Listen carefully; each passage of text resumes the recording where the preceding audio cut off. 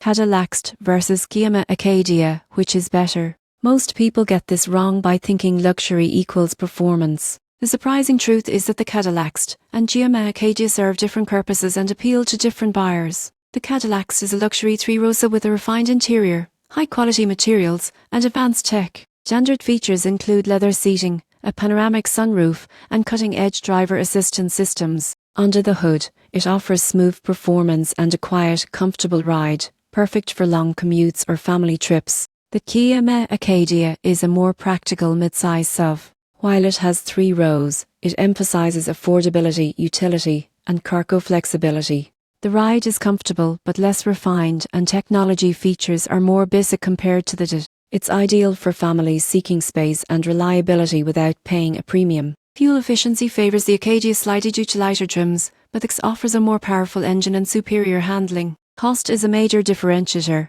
This commands a higher price for luxury and premium features. In conclusion, choose the Cadillac XT if you want luxury, comfort, and advanced tech. Opt for the GMC Acadia if practicality, space, and affordability matter more.